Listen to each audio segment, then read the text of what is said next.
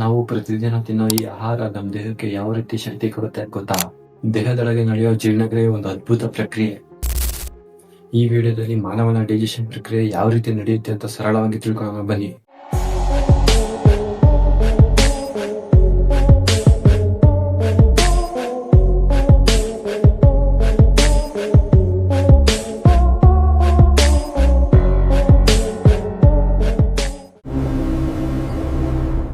ಮೊದಲಿಗೆ ಜೀರ್ಣಕ್ರಿಯೆ ನಮ್ಮ ಬಾಯಿಂದಲೇ ಪ್ರಾರಂಭವಾಗುತ್ತೆ. ನಾವು ಆಹಾರ ಸೇವಿಸುವಾಗ ಲಾಲೆ ಇದರಲ್ಲಿ ಮಿಶ್ರಣವಾಗುತ್ತದೆ. ಲಾಲೆಯಲ್ಲಿರುವ ಎಂಜೈಮ್ಗಳು ಕಾರ್ಬೋಹೈಡ್ರೇಟ್ ಅನ್ನು ಜೀರ್ಣಿಸಲು ಪ್ರಾರಂಭಿಸುತ್ತವೆ.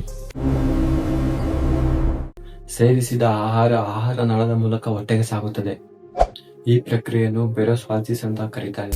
ಮಾಂಸಪೇಶಿಗಳ ಚಲನೆಯಿಂದ ಆಹಾರ ಕೆಳಗೆ ಹೋಗುತ್ತದೆ. ಹೊಟ್ಟೆಯಲ್ಲಿ ಹೈಡ್ರೋಕ್ಲೋರಿಕ್ ಆಮ್ಲ ಇರುತ್ತದೆ. ಈ ಆಹಾರ ಮತ್ತು ಎಂಜೈಮ್ಗಳು ಆಹಾರವನ್ನು ಇನ್ನೂ ಸಣ್ಣ ಭಾಗಗಳಾಗಿ ಮಾಡುತ್ತವೆ. ಇಲ್ಲಿ ಆಹಾರ ದ್ರವ ರೂಪಕ್ಕೆ ಅಂದ್ರೆ ಗ್ಯಾಸ್ ಆಗಿ ಬದಲಾಗುತ್ತೆ. ಇದನ್ನ ಚೇಮ್ ಅಂತ ಕರೀತಾರೆ.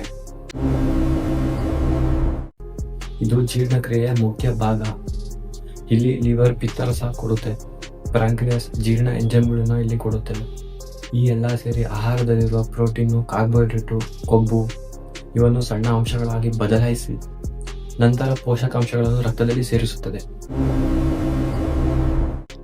ಇಲ್ಲಿ ಉಳಿದಿರುವ ಆಹಾರದಿಂದ ನೀರನ್ನು ತೆಗೆದುಕೊಂಡ ಮತ್ತೆ ಉಳಿದಿರುವುದು ಮಲವಾಗಿ ಹೊರಬರುತ್ತದೆ.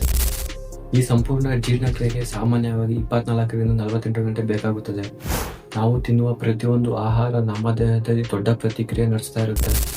ಈ ವಿಡಿಯೋ ಇಷ್ಟ ಆಗಿದ್ರೆ ಲೈಕ್ ಮಾಡಿ, ಫ್ಯಾಮಿಲಿ ಫ್ರೆಂಡ್ಸ್ಗೆ ಶೇರ್ ಮಾಡಿ, ಅವ್ರಿಗೂ ಈ ಸರಳ ವಿಚಾರ ಗೊತ್ತಾಗಲಿ.